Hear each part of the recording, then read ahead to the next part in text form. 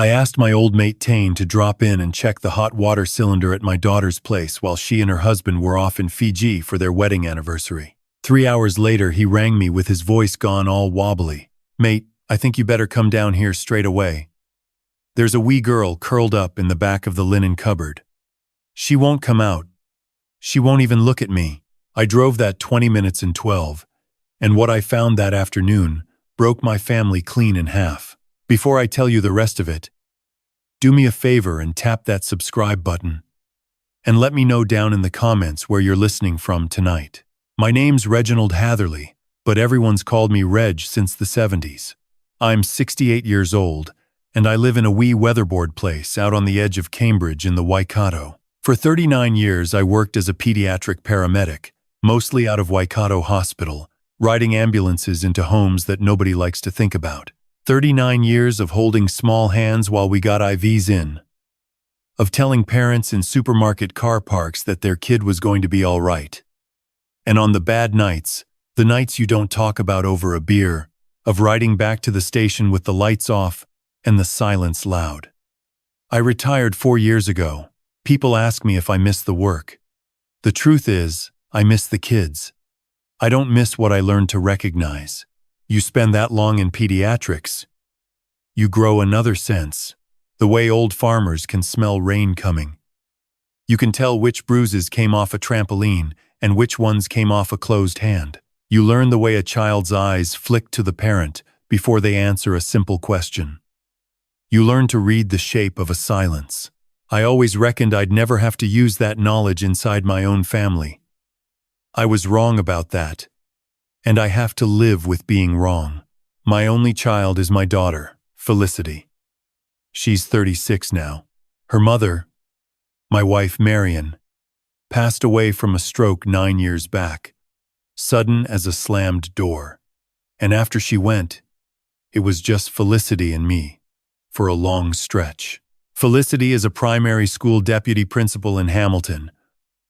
Or she was, anyway. Sensible girl, never gave me a moment's worry growing up. Drove a little blue Mazda. Paid her bills on time. The kind of daughter you don't have to ring twice. She used to come round every Sunday for a roast, just like her mum had done with her grandparents. We'd watch the rugby, argue about the ref, eat too much pavlova. That changed when she met Damon Kerrigan 5 years ago. Damon was 32 when they got together, an electrician with his own ute and a way of taking up more room than he had any right to. Loud at the dinner table, the sort of fella who corrects your story while you're telling it. He had a son from his first marriage, a wee boy called Oliver who was 3 years old when I first met him. Oliver's mum, a lovely young woman called Anika Whitaker, had died in a car accident on the desert road the winter Oliver was 18 months old. Damon had full custody and a good lump sum from ACC and a survivor's benefit from work and income, all of it sitting in trust with Damon as the manager. The first time Felicity brought Damon and Oliver round for tea, that wee boy sat on my lounge floor and stacked my old tip-top biscuit tin lids into towers, very serious about it. And when one fell over, he looked up at his dad before he laughed. Just to check. I noticed it then. I told myself I was being a fussy old paramedic looking for problems where there weren't any. I told myself plenty of things in those early days.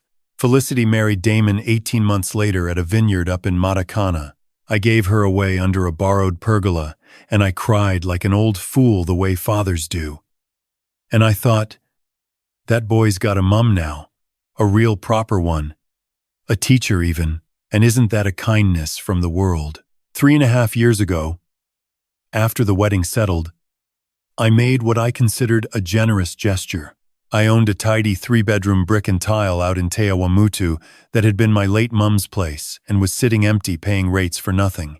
I told Felicity and Damon they could shift in rent-free while they sorted out a deposit on something of their own. The title stayed in my name, partly because my solicitor Bridget told me to keep it that way, and partly because 39 years of attending domestic call-outs had taught me that paperwork is the quietest sort of love. "Dad, you're a bloody legend," Felicity said the day I handed her the keys, and Damon shook my hand with both of his, and said all the right words about how they'd never forget it. People say a lot of things in moments like that. Most of those things go off, like milk left out. The Sunday roast stopped within 4 months.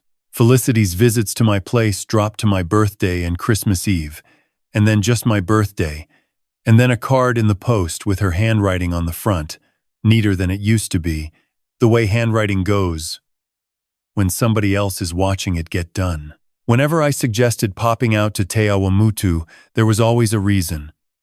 Damon was rewiring the kitchen. Felicity had marking. Oliver had a bug going round. The bug went round for nearly 2 years, by my reckoning. I asked once, gently as I knew how, whether Oliver was getting on all right at kindy. Felicity went quiet for a beat too long and said he was being homeschooled now, that the kindy environment had been overstimulating for him. I'd been a paramedic long enough to know when a sentence has been rehearsed in a car park before being said out loud. But she was my daughter, my sensible girl, and I made the choice every parent of a grown child eventually makes. I trusted the version of her she was showing me. A father can only knock on a closed door so many times before he starts to feel like a stranger asking for the time. So when my mobile rang on a Tuesday morning in the middle of February and Felicity's name lit up the screen, I almost didn't recognize the photo. We hadn't spoken in 7 weeks. "Hi, Dad. Listen, can you do me a wee favor? No, how are you? No, how's your knee?" Just straight in, the way somebody asks, who already knows the answer's going to be yes. Course. Love. What's up? Damon and I are flying out to Fiji on Saturday for our anniversary. 8 nights at this resort on Denarau.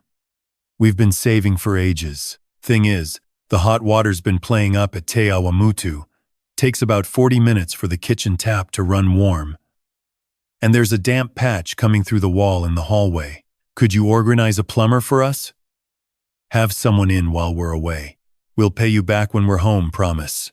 I sat at my kitchen table looking at the half-done crossword in front of me. 8 nights in Fiji and they couldn't spare an afternoon for a tradie before they left, but they could ring me when something needed sorting. Why don't you have someone in before you go, love? Easier. All round. It's just, you know what Damon's like with people in the house. He can't focus. And I want a proper holiday, Dad. Please, have you got a key spare? I gave mine back when you asked for it. I'll leave one in the meter box. The plumber doesn't need to do anything except the cylinder and the wall, all right? Don't let him faff about anywhere else. Damon hates it when people poke through his stuff. I knew how Damon was. I knew how my daughter had started using how Damon was as the explanation for every locked door between us. I told her I'd see to it. She said, "Thanks, Dad, you're a star." And the line went dead. No goodbye. No love you. Just the small click of someone who'd got what she came for and didn't owe me anything else. I sat at that table for a long time, the morning light coming through the kitchen, and I thought about how peculiar it was that she only wanted me near her house when no one she loved was inside it. I rang an old maid of mine, Tane Picari. Tane did the plumbing at a couple of the medical centers I used to drop patients at. Decent fellow, 3 grown kids. Never once charged me full whack. He picked up on the second ring. "Reg, you old dog. Please tell me you're ringing about whitebait season." I told him what I needed. He said he could do Sunday morning. No worries. And he'd give me the Cabo rate. I gave him the address in Te Awamutu and rang off. And then I sat with my hands flat on the kitchen table and listened to the ticking of the clock my Marion bought in 1989, and I tried very hard not to think about the rehearsed sentences my daughter had been giving me for 2 years. Sunday morning, I drove out to Te Awamutu early and let myself in with the key from the meter box. The house I'd grown up in didn't feel like the house I'd grown up in anymore. Everything was painted some shade of grage that probably had a fancy name on the tin. The walls in the hallway were covered in framed photos. Dozens of them. Felicity and Damon at vineyards, at restaurants, on a yacht somewhere, All of them with the same wide, bright smile that doesn't reach the eyes. There wasn't a single picture of Marion. There wasn't one of me. There wasn't one of Oliver. Not even from the wedding. It was as if a whole branch of the family tree had been quietly sawn off and burnt for firewood. I walked through the rooms, making sure things were unlocked for Tane. The kitchen, the laundry where the cylinder sat, the linen cupboard down the back hallway.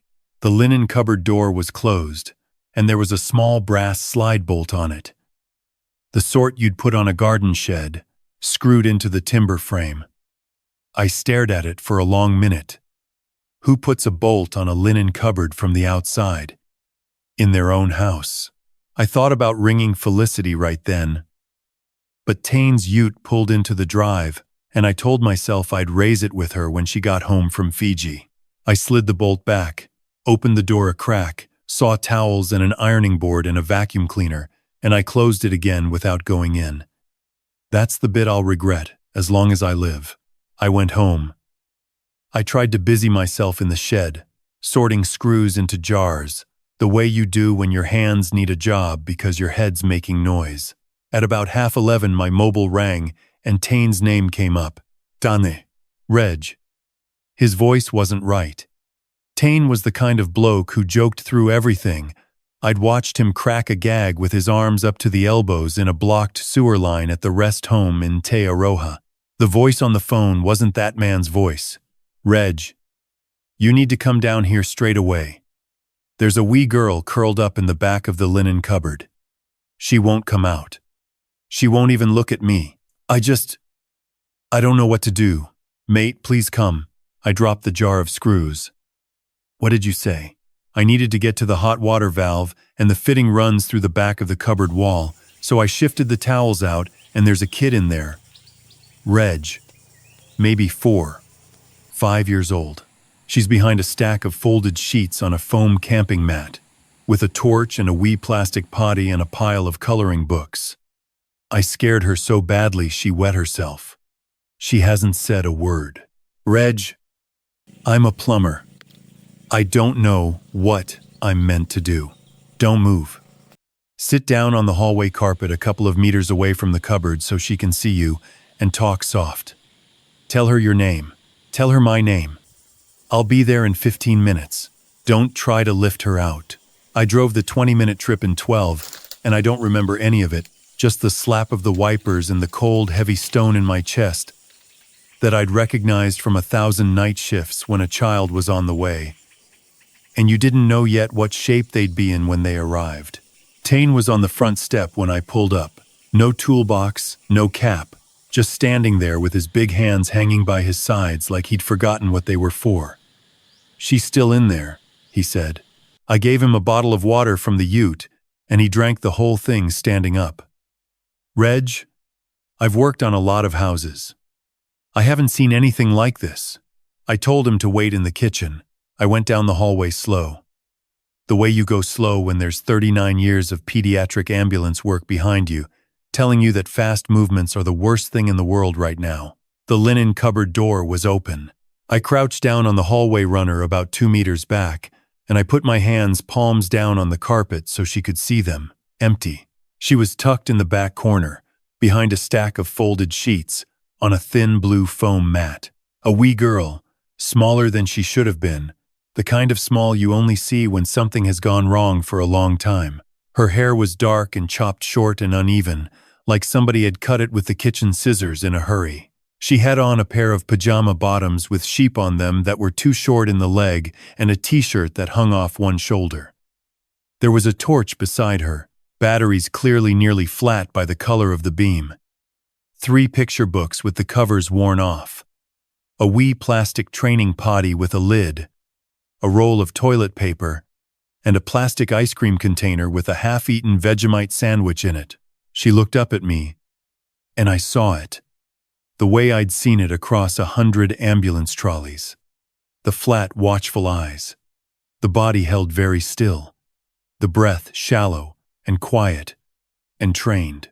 This was a child who had been taught not to be a problem. "Hello there, sweetheart," I said. "My name's Reg. I'm not going to come any closer than where I'm sitting now. All right? I'm just going to stay right here for a wee bit. The man you saw earlier. His name's Tane. He's a friend of mine. He didn't know you were in here. Nobody's cross with you, I promise. Are you hungry? Are you thirsty? I can get you anything you want. She didn't move. She didn't blink. Then her bottom lip started to tremble, and her eyes filled up, but she didn't make a sound, not a peep. And I'd seen that too. Children who've learned not to cry where it can be heard. Are you supposed to stay quiet, love? I asked. A tiny nod. Who told you to stay quiet? Auntie Fliss. She said it the way some kids would say the name of a dog that bit them. Plain as a bone. Auntie Fliss. Felicity. My daughter. The name landed in my chest the way a heavy thing lands in deep water. Slow. And going down forever. Can you tell me your name, sweetheart? Allons pause. Maisie. Maisie. That's a beautiful name. How old are you, Maisie? I'm 5. I had my birthday in the cupboard. The hallway went very still. And whose house is this, Maisie? Whose house do you live in? Auntie Fliss and Uncle Damon's. Uncle Damon is my dad sometimes. He says hello when he comes back from being out. Sometimes he gives me a Whitaker's. The going out is when there are people. So I have to be very quiet in the cupboard. What people, sweetheart? Auntie Fliss's friends. They come for the videos. She has the camera and the ring light, and they make biscuits and laugh. Auntie Fliss says, I'm not on the list because I make her look old. So I have to stay quiet. And if I'm good for the whole video, sometimes I get a marshmallow. I had to put my hand flat on the carpet to keep myself upright. 39 years on the ambulances. I thought I'd seen the worst of what people do to their own. I had not seen this. Maisie. When did you last have a proper meal, love? She thought about it, and the thinking took her a long time. The way it does when a child is trying to work out if they're going to get in trouble for the answer. Auntie Fliss made me sandwiches before they went on the aeroplane. They're in the chili bin. There's juice boxes. I'm allowed 1 sandwich for breakfast and 1 for tea. And I have to make them last till the calendar. What calendar, sweetheart? She pointed up at the inside of the cupboard door. There was a printed week-by-week calendar sticky taped there. And today's date had a wee biro frowny face on it. 8 days from then, there was a circle in red felt tip. When the calendar gets to the red one, they come back, and I'm allowed out for a bath. 8 days. 8 days. With a chili bin of pre-made sandwiches, and a torch with dying batteries, and a plastic potty under a stack of bath towels.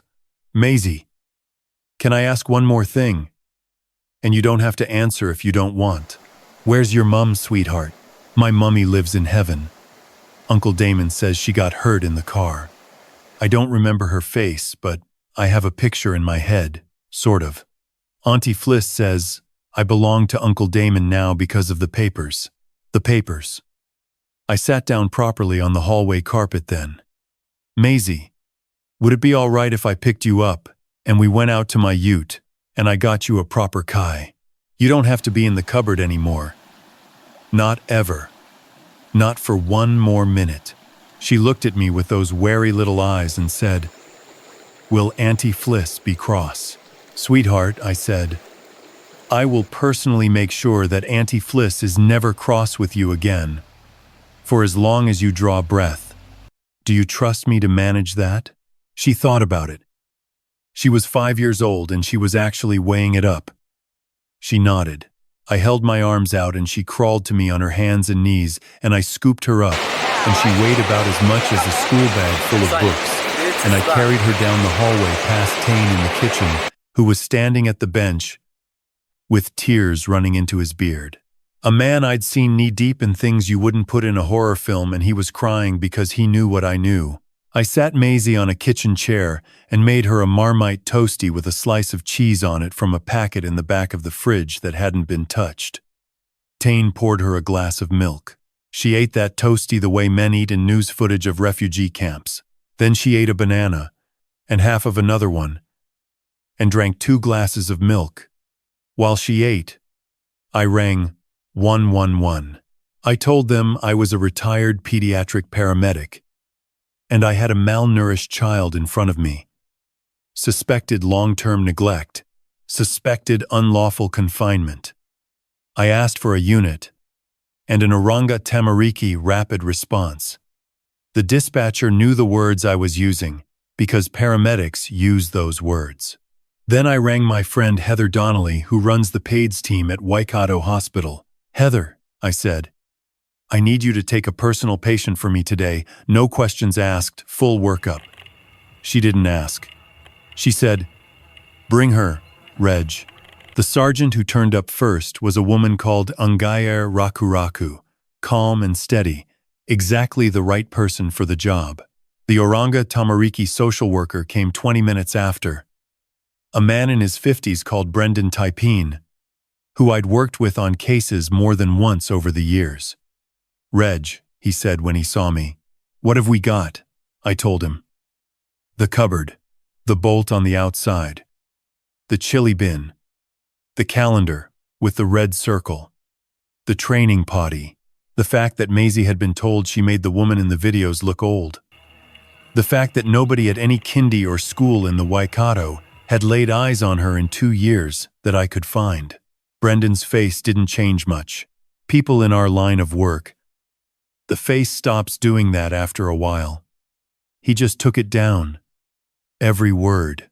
Maisie rode in my ute to Waikato Hospital because Ngayer said it was all right. Because the wee girl had had enough strangers for one day. Heather met us at the side entrance with a wheelchair and a knitted teddy bear. And she took Maisie gently and looked at me over her head, and her eyes told me what the labs were going to say before they ran them. They kept her in overnight. Significant malnutrition. Vitamin D deficiency that the registrar said was the worst he'd seen in his career outside of textbooks. 3 teeth needing extraction. A clavicle that had broken at some point and healed by itself, crooked because nobody had brought her in. No GP record since she was 3. No B4 school check. No school enrollment. As far as the New Zealand health and education systems were concerned, Maisie Whitaker had stopped existing the year before her 4th birthday. While the doctors worked, I sat in the family room with Brendan, and we put it together. Anika Whitaker, Maisie's mum, had died in February 4 years ago. ACC payout of just over $200,000 in trust for Maisie, plus an orphan's benefit from work and income. Damon was the trustee. The withdrawals on the trust account, when Brendan pulled them, matched almost exactly the lease on Felicity's late-model Audi and the fortnightly invoices from a place in Hamilton called Savoir Wellness and Skin. My daughter had been getting Botox and dermal fillers paid for out of a dead woman's money meant for her child, Felicity. The girl who used to bring me daisies from the lawn and put them in jam jars on the breakfast table. I sat there in that family room, and I felt something inside me that had been a father for 36 years go very quiet, the way an engine goes quiet when you finally turn the key off. I drove home from the hospital after midnight, with Maisie asleep in the PAEDS ward, holding the knitted bear with one hand and my finger with the other. I sat at my kitchen table in the dark. 39 years of paramedic work. I'd attended the aftermath of more bad parents than I could count. I knew exactly which forms to fill in, which numbers to ring, which words to use to make a slow system move fast. My daughter had no idea who her father actually was. She had spent the last 5 years treating me like a wallet that occasionally had opinions. She was about to find out what the rest of me was made of. By 7 the next morning, I was on the phone to Brendan, lodging an urgent application for emergency kinship caregiver status. By 9, I had a meeting booked with a family lawyer in Hamilton called Ruth McKendrick, whose retainer was eye-watering and whose track record was steeper than her fee. By midday, I had the list. The photos of the cupboard. Tane's signed statement. The recording of the 111 call. Sergeant Rakuraku's incident report. Brendan's preliminary findings. The medical workup from Waikato. The trust account statements going back 26 months, the lease paperwork on the Audi, the Savoir Wellness invoices, screenshots of every video Felicity had filmed in that kitchen, every reel and post, and there were hundreds, dating back nearly 2 years, in which she had presented herself as a no-children deputy principal who baked sourdough and lived a calm life. Ruth looked at it spread across her conference table at the end of the second day, and she said, "Mr. Hatherley, I have been doing family law in this country for 27 years. I have rarely seen a brief assemble itself this neatly. We will not be settling. We will be going for permanent caregiver status, converting to Wangai adoption, termination of Damon Kerrigan's parental rights, and criminal referrals to the police for ill treatment of a child, willful neglect, and theft by a person in a special relationship in respect of the trust funds. And I will be asking the Crown to consider Felicity Hatherley as a co-defendant on each count." She didn't smile. Lawyers like Ruth don't smile. She just wrote it down and underlined it twice. Felicity rang me from Fiji the next morning. New Zealand police had asked Fijian authorities to make a polite welfare visit at the resort, because that's what happens when a child welfare hold is in place and a criminal file is open with your name typed at the top. "Dad," she said, and her voice was a long way from the voice she used when she wanted a plumber.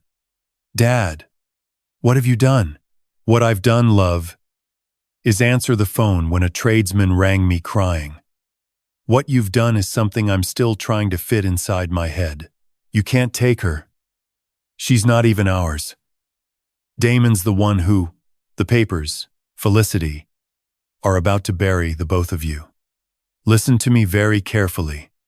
You will come home. You will walk into Hamilton Central Police Station, and you will surrender yourself for an interview.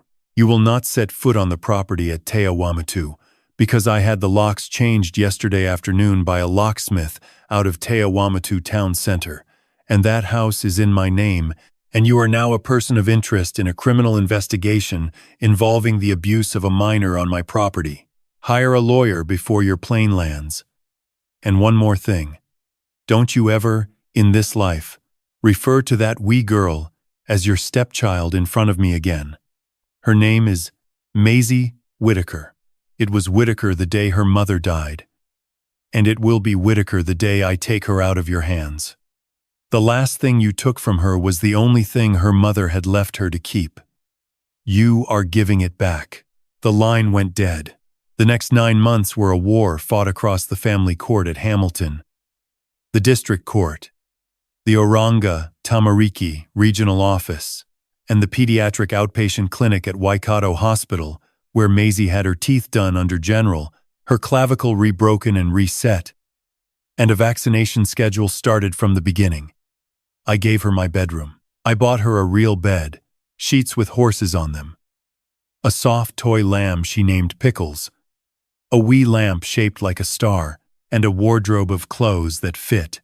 I enrolled her at a small school in Cambridge, where the new entrance teacher read her intake notes, and then went into the resource room and shut the door for 10 minutes before she came back out and said, "We'll take her, and we will love her." I learned how to cook 3 meals a day for a 5-year-old instead of 1 a day for a widower. I learned the difference between Weet-Bix and the porridge oats she preferred. I sat on the lounge floor, and we drew with the new felt tips I'd bought, the big tub with all 40 colors, because nobody was ever going to ration colors in front of this child again. Damon and Felicity lawyered up, of course.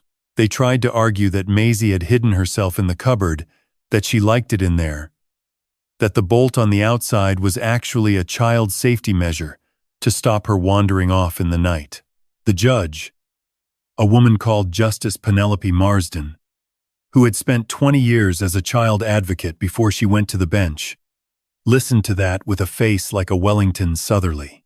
She terminated Damon's parental rights at the conclusion of the 3rd day of the hearing. She granted me permanent caregiver status and approved my application to adopt under Wangai principles with the support of Anika's surviving auntie up in Wangare, who I had tracked down and met for the first time over a long lunch and a long cry.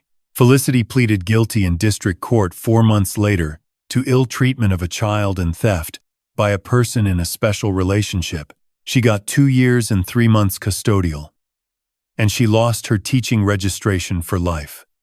Damon went to trial because his lawyer told him he had a chance.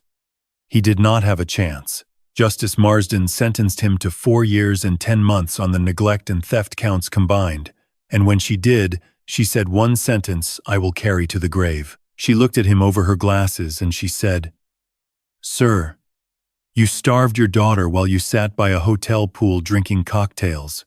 That is not a man. That is barely a shape." The Audi was repossessed within the week. The little online presence Felicity had built collapsed inside 3 days when the Waikato Times ran the story. The followers turned on her with that particular kind of fury the internet reserves for women who present themselves as one thing and are caught being another. Last I heard, she was working in the prison library. I sold the house in Te Awamutu. I couldn't go in there without seeing the bolt on the cupboard door. I used the proceeds to put a fresh deposit on a small 2-bedroom on a quiet street in Cambridge with a fenced-back garden for Maisie, near the school. 10 minutes walk from a playground with a flying fox. She wore the seat smooth on inside a fortnight. It's been almost 2 years now. Maisie turned 7 in October. She weighs what a 7-year-old should weigh. Her clavicle healed straight the second time. She laughs out loud, which is something she didn't do for the first 4 months she lived with me. And the first time I heard it, walking past the bathroom while she played with bath bubbles, I had to go into the kitchen and stand at the bench and pretend to look for the kettle so she wouldn't see her grandfather cry. She calls me Pop, which is what I called my own granddad in the King Country 60-odd years ago. She sleeps with the star lamp on. She has a best friend at school, a wee boy called Te Aroha, who comes round on Saturdays for pikelets. Her teacher tells me she is sharp as a tack and quietly brave and a bit fierce about smaller kids in the playground, which doesn't surprise me one bit. She doesn't ask about Damon. She asked once, in the early days. In the small, careful way, she asked everything then. Whether Uncle Damon was angry that she'd left. I told her, "Sweetheart, he doesn't get to be angry about anything you do, ever again." She nodded the way kids nod when they've already worked something out, and she's never asked since. About 6 months ago, I was tucking her in, and she looked at me with those serious eyes of hers, and she said, "Pop, I think you're my dad now." I said, "Sweetheart, I am whatever you need me to be, for as long as you need me to be it." She nodded once and rolled over and went to sleep, and I sat on the hallway floor outside her bedroom for a long time. People sometimes ask me whether I regret it. Ringing 111 on my own daughter, tearing my family in two, putting my own girl in Arohata for 2 and a bit years. I tell them the same thing every time. My family was already torn in two. It tore in two the day my daughter agreed to put a 5-year-old behind a linen cupboard door because the child made her look old in a video. I didn't tear it. I just stopped pretending I couldn't see what was already in pieces. I want to say a few things to whoever's still listening, because I reckon stories like this are no good unless they leave you with something to do. If a child you know goes quiet for too long, that quiet is information. Children don't go silent for nothing. Silence in a child is a signal, the same as a smoke alarm in a hallway. And you don't ignore a smoke alarm because you're tired. You go and have a look. If a parent in your life gives you a reason every time you ask to see their kid, and the reasons start sounding rehearsed, you're allowed to push. You're allowed to be the awkward one at the family barbecue. Awkward grandfathers, awkward aunties, awkward neighbors over the back fence. Those are the people who save children. Polite people don't. I've been at the end of too many ambulance runs to pretend otherwise. Teach the children in your life the names of 3 adults they can ring if they're not safe, and make sure those adults will actually answer. Put the numbers in their school bag in a wee laminated card. Show them how to use a phone to make an emergency call without unlocking it. It takes 10 minutes, and it's worth more than any toy you'll buy them this Christmas. And if you ever get a phone call from someone with a wobbly voice telling you something doesn't seem right at a house you love, get in your car. Don't ring back later. Don't wait till morning. Get in your car. I spent 39 years of my life learning how to read what frightened children were trying not to say. The day I retired, I thought I was done with that work.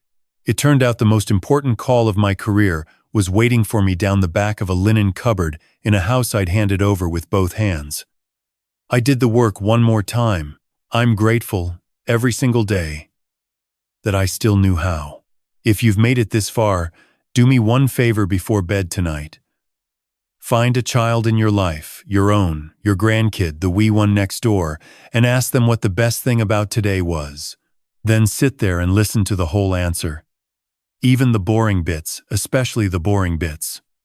The world is full of Maisies. Some of them are in cupboards, and some of them are in plain sight in your own family. And the only thing that gets them out is somebody who is paying proper attention. Be that somebody. If you want to hear what I wrote back to my daughter the first time she sent me a letter from Arohata asking if she could meet her niece, that's the next story I'm going to tell. So tap subscribe, and I'll see you then. Good night from Cambridge. In the Waikato. Hug your mokopuna. Tell them they're the best part of your day. And mean it.